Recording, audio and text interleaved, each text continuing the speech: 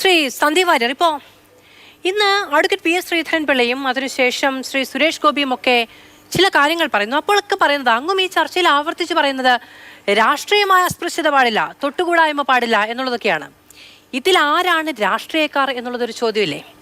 ഇപ്പോൾ നേരത്തെ പറഞ്ഞു പി മുകുന്ദനും നായനാരും തമ്മിൽ കൂടിക്കാഴ്ച നടത്താൻ ശ്രമിച്ചു എന്ന്, കണ്ണൂരിൽ വെച്ച് കൂടിക്കാഴ്ച നടന്നു എന്നും ചിലർ ആരോപിക്കുന്നുണ്ട്. അപ്പോൾ അത്തരം ചില കൂടിക്കാഴ്ചകൾ നടന്നാൽ പോലും അതൊരു രാഷ്ട്രീയ കൂടിക്കാഴ്ചയാണ് അല്ലേ?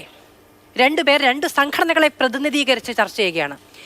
ഇവിടെ ഒരാൾ ഒരു സർക്കാരിൻ്റെ ക്രമസമാധാന പാലന ചുമതലയുള്ള ഒരു ADGP ആണ്, ഒരു സ്റ്റേറ്റ് മെഷീനറിയുടെ ഭാഗമാണ്, കൃത്യമായ അച്ചടക്കം ബാധകമായ ഒരാളാണ്.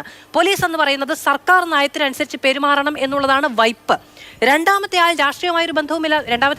രണ്ടാമത്തെ വിഭാഗത്തിൽപ്പെടുന്ന 3 പേർ, അത് ദത്താത്രേയ ഹൊസബളയാണെങ്കിലും റാം മാധവ് ആണെങ്കിലും മോഹൻ ഭാഗവത് ആണെങ്കിലും RSSന്റെ നേതാക്കളാണ്, BJPയുടെ നേതാക്കളല്ലേ. ഇപ്പം പ്രധാനമന്ത്രി വരുന്നു, അദ്ദേഹവുമായി കൂടിക്കാഴ്ച നടത്തുന്നു. പ്രധാനമന്ത്രി ഒരു പൊതുപരിപാടിക്കല്ലാതെ വ്യക്തിപരമായ സന്ദർശനത്തിന് വരുന്നു.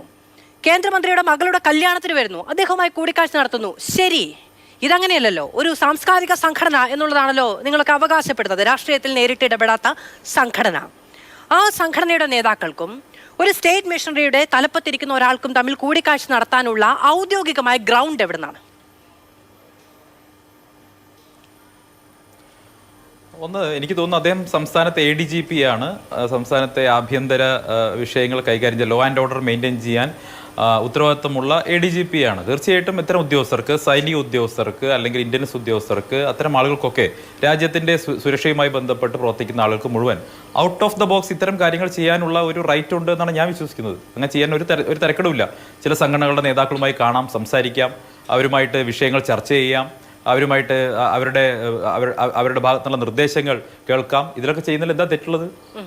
അങ്ങനെ ചെയ്യണം ഉദ്യോഗസ്ഥർ എന്നാണ് ഞാൻ പറയുക. കാരണം അങ്ങനെ ചെയ്യുന്ന സമയത്താണ് out of the box thinking ഉണ്ടാകണം അത്തരം കാര്യങ്ങൾ എന്നാണ് എന്റെ അഭിപ്രായം. ഒന്ന്. രണ്ടാമത്തെ കാര്യം, ഇവിടെ ഹസ്കർ പറഞ്ഞതും അതുപോലെ തന്നെ അബിൻ വർക്കി പറഞ്ഞ ചില കാര്യങ്ങൾക്ക് മറുപടിക്ക്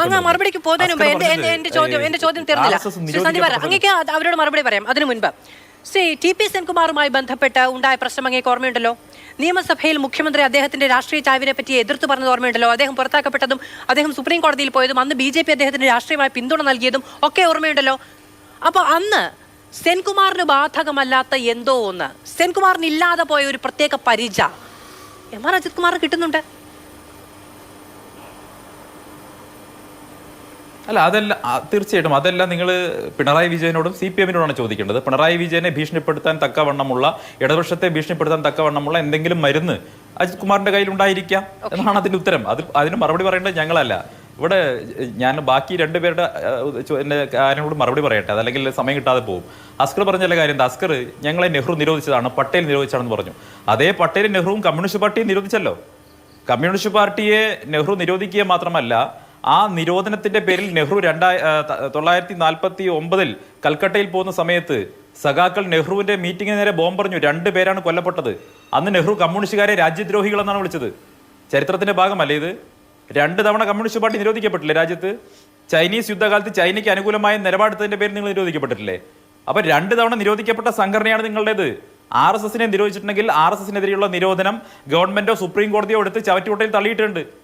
ഈ നെഹ്റു നിരോധിച്ച അല്ലെങ്കിൽ പട്ടേൽ നിരോധിച്ച അതേ RSSനെ തന്നെ പിന്നീട് 62-ൽ ഇന്ത്യ ചൈന യുദ്ധത്തിന് ശേഷം ഡൽഹിയിൽ നടന്ന റിപ്പബ്ലിക് ഡേ പരേഡിൽ ഇന്ത്യൻ സൈന്യത്തോടൊപ്പം റൂട്ട് മാർച്ച് ചെയ്യാൻ വേണ്ടി RSSനെ ക്ഷണിച്ചിട്ടുണ്ട് ഔദ്യോഗികമായി. RSS ഇന്ത്യൻ സൈന്യത്തോടൊപ്പം ഡൽഹിയിൽ നടന്ന പഥസഞ്ചലനത്തിൽ പങ്കെടുത്തിട്ടുണ്ട്. അതും ചരിത്രത്തിന്റെ ഭാഗമാണ്. അങ്ങനെ RSS ഒരു തൊട്ടുകൂടാത്ത സംഘടനയാണെങ്കിൽ നെഹ്റു പ്രധാനമന്ത്രിയാവുന്ന സമയത്ത് RSSനെ ക്ഷണിക്കുമോ? RSSന്റെ 3000-ഓളം സ്വയം സേവകർ ഗണവേഷത്തിലാണ് ഇന്ത്യയുടെ റിപ്പബ്ലിക് ഡേ പരേഡിൽ അന്നത്തെ രാജ്പഥിൽ, ഇന്നത്തെ കർത്തവ്യ പഥിൽ പങ്കെടുത്തത്. ചരിത്രത്തിന്റെ ഭാഗമാണ്. നിങ്ങളുടെ കമ്മ്യൂണിസ്റ്റുകാരുടെ മറ്റേ കോട്ടമൈതാനത്ത് ചേരുന്ന പരിപാടിയല്ല, കവാത്തല്ല, റെഡ് വൾഡിയർ പരിപാടിയല്ല ഇത്. RSS ആണ്, സംഘടന വേറെയാണ്. അത് ഈ ഹസ്കറിന് മനസ്സിലാകാത്തതുകൊണ്ടാണ്. ഇവിടെ ഹസ്കർ നിർലജ്ജം പോപ്പുലർ ഫണ്ടിനെ ന്യായീകരിക്കുന്ന നിലപാടെടുത്തു. അത് ഇടതുപക്ഷത്തിന്റെ ലെവലിൽ ചെയ്യരുതെന്നേ ഞാൻ പറയുന്നുള്ളൂ. എനിക്ക് ഇടതുപക്ഷത്തിന്റെ ആളാവേണ്ട കാര്യമില്ല. പക്ഷേ ഇടതുപക്ഷത്തിന്റെ ആളായി വന്നുകൊണ്ട് പോപ്പുലർ ഫണ്ടിന്റെ നിരോധനം തെറ്റായിരുന്നു എന്ന് പറയുമ്പോൾ അതിന് മറുപടി പറയുന്നത് ഇടതുപക്ഷത്തെ നേതാക്കന്മാരാണ്. ഇദ്ദേഹം ഇടതുപക്ഷത്തിന്റെ ആളാണോ അതോ പോപ്പുലർ ഫണ്ടിന്റെ ആളാണോ എന്നുള്ളത് സംബന്ധിച്ച് ഇടതുപക്ഷക്കാർ ചർച്ചയ്ക്ക് അയക്കുന്ന ഒരു മറുപടി പറയേണ്ടി വരും. അത് മാത്രമേ കാര്യത്തിൽ പറയാനുള്ളൂ. ഇടതുപക്ഷ നിരീക്ഷകൻ എന്ന പേരിൽ പറയരുത്, പോപ്പുലർ ഫണ്ട് നിരീക്ഷകൻ എന്ന് പറയേണ്ടി വരും. എങ്ങനെയാണ് പോപ്പുലർ ഫണ്ട് നിരോധനത്തെ മറ്റ് സംഘടന നിരോധനവുമായിട്ട് ഇവർക്ക് താരതമ്യപ്പെടുത്താൻ സാധിക്കുന്നത്? എന്ത് ധൈര്യത്തിലാണ് ചെയ്യാൻ സാധിക്കുന്നത്? ഈ സംസ്ഥാനത്ത് ഇത്രയും അധികം, രാജ്യത്ത് ഇത്രയും അധികം കുഴപ്പങ്ങൾ കാട്ടിക്കൂട്ടിയ ഒരു സംഘടന, രാജ്യവിരുദ്ധമായ പ്രവർത്തനം നടത്തിയ ഒരു സംഘടന എങ്ങനെ നിങ്ങൾക്ക് ന്യായീകരിക്കാൻ കഴിയുന്നത്? RSS വേറെയാണ് സാർ. RSSന്റെ ചെലവിൽ മറ്റുള്ളവരെ ന്യായീകരിക്കാൻ നിൽക്കരുത്. പിന്നെ ഗാന്ധിവധത്തിന്റെ കാര്യം പറഞ്ഞു. ഗാന്ധിവധത്തിന്റെ സമയത്ത് ഹിന്ദു മഹാസഭയുടെ അഖിലേന്ത്യാ അധ്യക്ഷൻ ആരായിരുന്നു? നിർമ്മൽ ചന്ദ്ര ചാറ്റർജി. ആരായിരുന്നു നിർമ്മൽ ചന്ദ്ര ചാറ്റർജി? സോമനാഥ് ചാറ്റർജിയുടെ പിതാവ്. ഈ നിർമ്മൽ ചന്ദ്ര ചാറ്റർജി ഗാന്ധിവധത്തിന് ശേഷം ഹിന്ദു മഹാസഭ വിട്ട് പിന്നീട് ഏത് പാർട്ടിയിലാണ് ചേരുന്നത്? അദ്ദേഹം കമ്മ്യൂണിസ്റ്റ് പാർട്ടിയിലാണ് ചേരുന്നത്. ബംഗാളിൽ നിന്ന് അരിവാൾ ചുറ്റിയ നക്ഷത്രത്തിൽ CPMന്റെ MP ആയി പോയില്ലേ നിർമ്മൽ ചന്ദ്ര ചാറ്റർജി? നിഷേധിക്കാൻ കഴിയോ? ഹിന്ദു മഹാസഭയുടെ അധ്യക്ഷനെ, ഗാന്ധി വധത്തിന്റെ സമയത്ത് ഹിന്ദു മഹാസഭയുടെ അധ്യക്ഷനെ, ആ വധത്തിന് ഉത്തരവാദിയായിട്ടുള്ള ഹിന്ദു മഹാസഭയുടെ അധ്യക്ഷനെ കമ്മ്യൂണിസ്റ്റ് പാർട്ടി പട്ടുമുളയും കൊടുത്ത് ആദരിച്ചു എന്നുള്ളതാണ് ചരിത്രം. എന്തിനാദരിച്ചു? ഒരു കാര്യം കൂടി ചോദിക്കണം അസ്കറെ. ഗാന്ധി വധത്തെ അപലപിക്കാത്ത ലോകത്തെ ഒരേ ഒരു രാഷ്ട്ര നേതാവ് ആരായിരുന്നു? അത് ജോസഫ് സ്റ്റാലിൻ ആയിരുന്നു. റഷ്യയുടെ സ്റ്റാലിൻ ആയിരുന്നു. റഷ്യയുടെ ഒരു ഔദ്യോഗിക ആദരാഞ്ജലിയും ഗാന്ധിജിക്ക് ഉണ്ടായില്ല. അപ്പൊ ഗാന്ധിയെ വധിക്കാൻ വേണ്ടി കൊട്ടേഷൻ കൊടുത്തത് ആരാ? ഗാന്ധിയെ വധിക്കാൻ വേണ്ടി കൊട്ടേഷൻ കൊടുത്തത് ആരാണ്? ആ വധത്തിന് പുറകിൽ പ്രവർത്തിച്ച സംഘടനയുടെ പ്രസിഡന്റിനെ പിന്നീട് കമ്മ്യൂണിസ്റ്റ് പാർട്ടി എന്തിനു കൊണ്ടുപോയി MP ആക്കി? അദ്ദേഹത്തിന്റെ മകനെ പിന്നീട് എന്തിന് നേതാവാക്കി? ഈ കാര്യങ്ങൾക്ക് ചരിത്രം മറുപടി പറയണം. ആ ചരിത്രം അതിൽ മറുപടി തേടണം. നിങ്ങൾ ഏകപക്ഷീയമായി RSSനെ കുറ്റപ്പെടുത്തില്ലേ? RSSനെതിരായിട്ടുള്ള ആക്ഷേപം ഒന്നിൽ കൂടുതൽ ജുഡീഷ്യൽ കമ്മീഷനിൽ അന്വേഷിച്ചു, തെറ്റാണ് എന്ന് കണ്ടെത്തി. RSSന് ഗാന്ധിവധവുമായി ബന്ധമില്ല എന്ന് ഒന്നിലധികം തവണ അന്വേഷിച്ച് കണ്ടെത്തിയതാണ്. വീണ്ടും അതെടുത്ത് കൊടുത്ത് അലക്കാൻ നിൽക്കണ്ട. ഇനി ഒരു കാര്യം പറയാം. 1977 T. ശിവദാസമേനോന്റെ പാലക്കാട്ടെ തെരഞ്ഞെടുപ്പ് കൺവെൻഷൻ. ഒരു സെക്കൻഡ്. അദ്ദേഹത്തിന്റെ രക്തസാക്ഷിത്വത്തിന് ശേഷമാണ് RSS നിരോധിക്കപ്പെട്ടത് എന്നുള്ളത് ഗൗരവതരമായ ഒരു കാര്യമാണ്. അത് പിന്നീട് തെളിയിക്കപ്പെട്ടു. പിന്നീട് കേസ് ഇല്ലാതെ പോയി എന്നുള്ളത് കൊണ്ട് അപ്പോഴത് നിരോധിക്കപ്പെട്ടു എന്നത് ഇല്ലാതെ പോകുന്ന ഒന്നല്ല. കമ്മ്യൂണിസ്റ്റ് പാർട്ടി നിരോധിക്കപ്പെട്ടു എന്നുള്ളത് അങ്ങ് ആവർത്തിച്ച് പറയുമ്പോൾ ഒരിക്കലും RSS ഗാന്ധി മതത്തിന് ശേഷം നിരോധിക്കപ്പെട്ടിട്ടില്ല എന്നുള്ളൊരു വസ്തുത ഇവിടെ വരുന്നില്ലല്ലോ. രാജ്യത്തിന്റെ രാഷ്ട്രപിതാവിന്റെ മരണത്തിന് ശേഷം നിരോധിക്കപ്പെട്ട ഒരു സംഘടന തന്നെയാണ്. അങ്ങ് പറഞ്ഞതുപോലെ എല്ലാ കാലത്തും നിയമവിധേയമായി മാത്രം പ്രവർത്തിക്കുന്ന ഒരു സംഘടന എന്നുള്ളതാണെങ്കിൽ എന്തിനാണെന്ന് നിരോധിക്കപ്പെട്ടത്? ഞാൻ മറുപടി പറയാം മാധു. ഗാന്ധിവധത്തിന് ശേഷം RSSനെ നിരോധിച്ചു എന്നുള്ളത് ശരിയാണ്. അത് തെറ്റായ ധാരണയുടെ പുറത്തായിരുന്നു. ആ നിരോധിച്ചവർ തന്നെ അത് പിന്നീട് പിൻവലിക്കുകയാണ് ചെയ്തത്. മാത്രമല്ല RSSനെ തന്നെ ഈ നിരോധിച്ച ആളുകൾ തന്നെ ക്ഷണിച്ച് ഇന്ത്യൻ സൈന്യത്തോടൊപ്പം റൂട്ട് മാർച്ച് ചെയ്യിപ്പിച്ചു. അത് ചരിത്രത്തിന്റെ ഭാഗമാണെന്നേ. RSSുമായി നിരന്തരമായിട്ട് സംഭാഷണം നടത്തി. ഇനി ഒരു കാര്യം കൂടി പറയാം. 1977 പാലക്കാട് T. ശിവദാസമേനോന്റെ തെരഞ്ഞെടുപ്പ് കൺവെൻഷൻ ഉദ്ഘാടനം ചെയ്തത് ആരാണ്? ഒരു സെക്കൻഡ് മാധു, പ്ലീസ്. മറുപടി വരെ സമയക്ക്. മറുപടി ഒരു മിനിറ്റ് ഞാൻ അവസാനിപ്പിക്കാം.